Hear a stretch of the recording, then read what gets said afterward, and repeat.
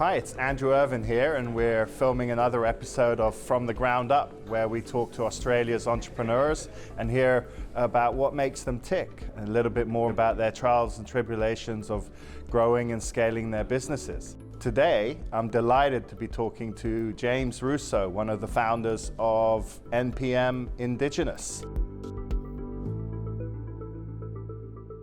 So James, thank you for sitting down with us today. So tell me a little bit about NPM Indigenous and how you got started.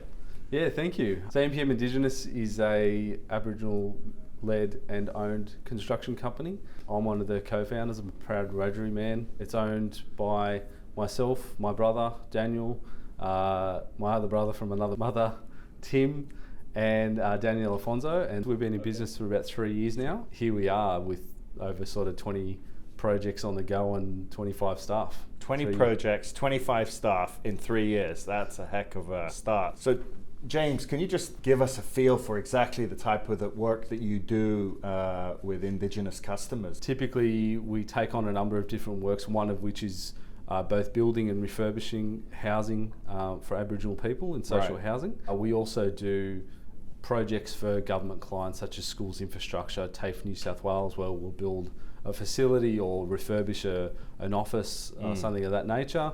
And for infrastructure in New South Wales and Lend-Lease down at One Sydney Harbour or Barangaroo, we were sourced to construct an amenities and kiosk building. And the challenge of that was, as many Indigenous businesses as there were in the market, we needed to bring them together to help construct this building. So it's a big challenge, but I think we managed to pull it off. We had over 80% of Indigenous businesses spend on that. Wow. Yeah, represented throughout most major trades. So that's an example of what government or corporates will come to us with when they say, we want Indigenous representation on this project, meaningful representation. Yeah. What was the idea? Like, what made you want to do this? I discovered a real passion for working with Indigenous businesses, being Aboriginal myself. And I saw that it was an interesting field, but I didn't, I guess, see a lot of success there.